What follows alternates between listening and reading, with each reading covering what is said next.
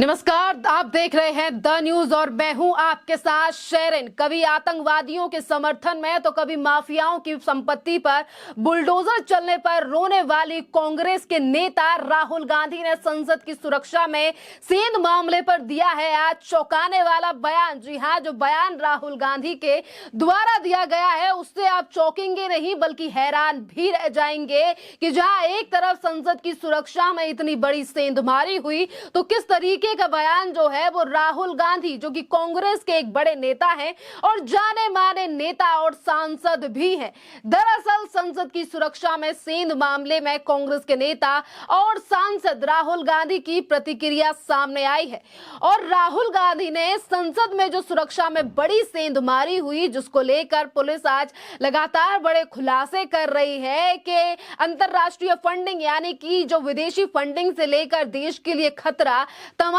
पहलुओं पर जो है वो पुलिस जांच कर रही है। तो वहीं दूसरी तरफ राहुल गांधी, जिसे कांग्रेस कहती है कि ये आने वाले देश के प्रधानमंत्री हैं और कांग्रेस के बड़े नेता हैं जिनके साथ आज देश की जनता है, वही राहुल गांधी आज संसद की सुरक्षा में सेंधमारी मामले को लेकर ये कह रहे हैं कि प्रधानमंत्री नरेंद्र मोदी की नीतियों की वजह से जो है वो संसद की सुरक्षा में सेंधमारी हुई, सुरक्षा ब्रीच हुई है, वो है,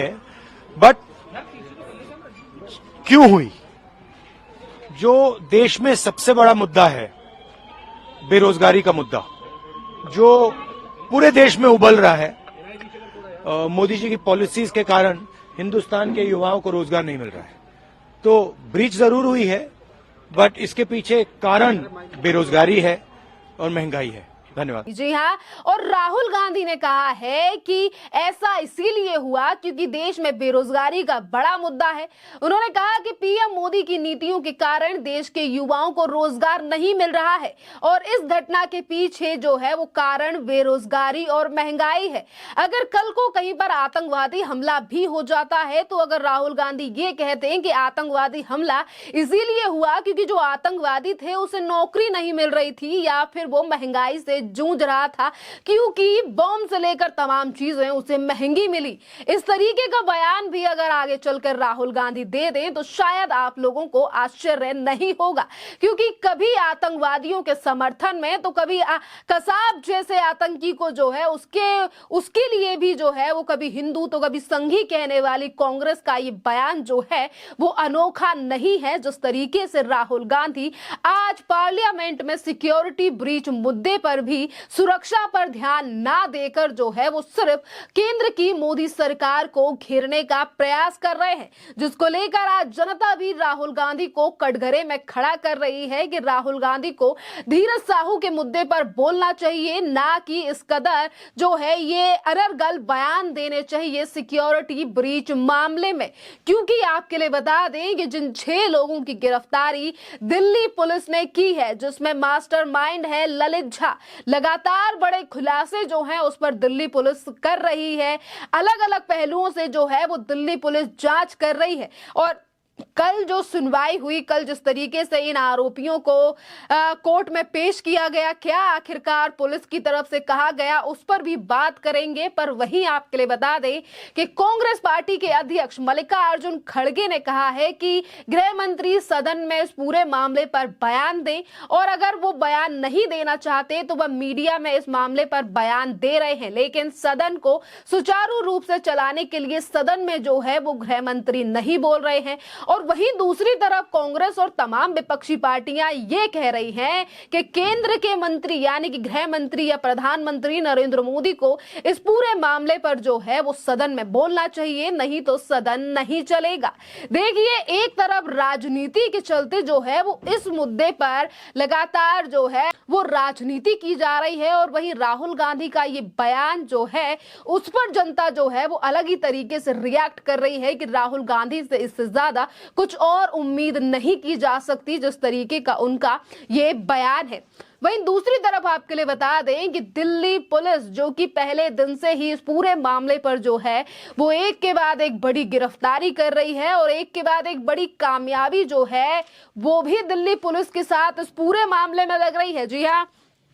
क्योंकि एक तरफ पुलिस ने इस पूरे ग्रुप के मास्टरमाइंड ललित झा की कल गिरफ्तारी की और इसी के साथ जो है वो ये भी खुलासे हुए हैं कि आरोपियों ने जो है वो अपनी तरफ से पूरी तैयारी कर रखी थी। जी हाँ, पुलिस के मुताबिक आरोपियों ने ये तरीका भी सर्च किया था कि आपस में ऐसे कौन से तरीके से चैट की जा सकती है जिसे पुलिस ना पकड़ पाए। अभी सभी आरोपी आपस में बात करने के लिए सिग्नल ऐप का इस्तेमाल करते थे ताकि वे गिरफ्त में ना आए। इसीलिए दिल्ली पुलिस के सूत्रों ने यह भी बताया कि आरोपियों का सबसे बड़ा मकसद मीडिया में चर्चित होना था, इसीलिए सत्र के दौरान संसद में प्रवेश की योजना तैयार की गई। 13 दिसंबर को लोकसभा में घुसपैठ हुई थी। संसद पर आतंकी हमले की 22वीं बरसी पर 13 दिसंबर को लोकसभा में विजिटर्स गैलरी से 2 युवक अचानक नीचे कूदे और उस समय लोकसभा में बीजेपी सांसद खगेन मुर्मू अपनी बात रख रहे थे। युवक सदन की बेंच पर कूदते हुए आगे बढ़ने लगे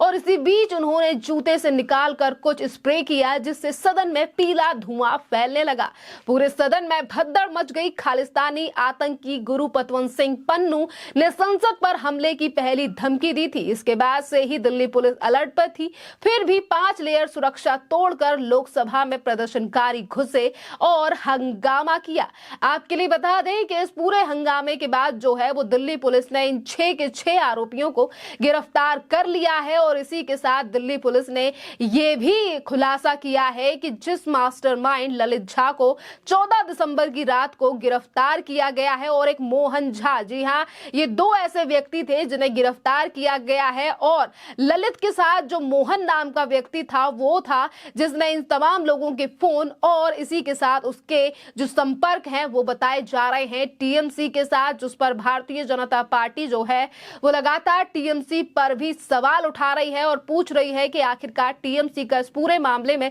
क्या स्टैंड है वो क्लियर करना चाहिए ममता बनर्जी को। इसी के साथ अगर हम बात करें इस पूरे मामले में तो देखिए ललित झा जो कि मेन आरोपी है, इस पूरे मामले का मास्टरमाइंड है, उसे कल कोर्ट ने 7 दिन की कस्टडी में जो है वो भेज दिया है। और इसी के साथ एक तरफ जो है वो कांग्रेस लगातार इस मुद्दे पर सवाल उठा रही है, टीएमसी को लेकर बीजेपी हमलावर है, क्योंकि देखिए जब से ये पूरा मामला सामने आया है पुलिस लगातार कह रही है कि वो अलग अलग पहलुओं को लेकर बात जो है वो इस पूरे मामले की जांच कर रही है कि इस पूरे गैंग में कितने और लोग शामिल थे, कहां से इस पूरे मामले में फंडिंग हुई और क्या इरादे थे इन तमाम लोगों के जिन्होंने लोकसभा में इस कदर सिक्योरिटी ब्रीच कर ये जो लोग अंदर तक पहुंचे। और आपके लिए बता दें कि राहुल गांधी का इस कदर बचकाना बयान या फिर हम कहें कि संसद पर हमले को लेकर, संसद पर जो सिक्योरिटी ब्रीच हुआ, इस पूरे मामले में अगर वो मोदी सरकार को घेर रहे हैं तो ताज्जुब नहीं होगा,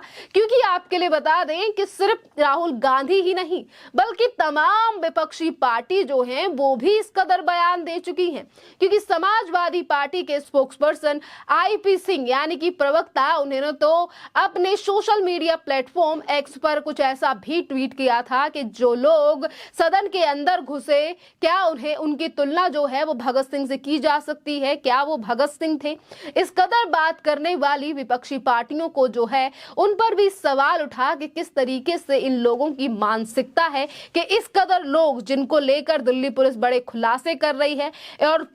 कोर्ट ने भी कहीं ना कहीं इस पूरे मामले में गंभीरता दिखाते हुए जो है वो इन लोगों की यानी कि जो आरोपी हैं उनकी कस्टडी को बढ़ाया है, 7 दिन के लिए जो है वो रिमांड पर भेज दिया गया है। तो इसी के साथ पुलिस ने कोर्ट में ये बात भी रखी कि इस पूरे पहलू पर जो है वो सिर्फ दिल्ली ही नहीं बल्कि अन्य राज्यों में जाकर भी जो है वो जांच पड़ताल पुलिस आगे चलकर करेगी, क्योंकि ये मामला सिक्योरिटी ब्रीच से लेकर देश की सुरक्षा का भी है। जिस तरीके से इन लोगों ने संसद में घुसकर देखिए 5 से 6 लेयर की जो सिक्योरिटी तोड़कर ये लोग अंदर तक घुस गए, तो ये कितने ज्यादा खतरनाक भी हो सकते हैं, जिस पर आज जो है वो लगातार दिल्ली पुलिस कार्रवाई कर रही है। और भारतीय जनता पार्टी के द्वारा भी सवाल पूछे जा रहे हैं उन पार्टियों के जिनके नाम और संबंध बताए जा रहे हैं इन आरोपियों से जिन्होंने सिक्योरिटी ब्रीच किया। खैर, इस पूरे मामले पर आप लोगों की जो भी राय हो आप हमें कमेंट कर जरूर बताइए। धन्यवाद।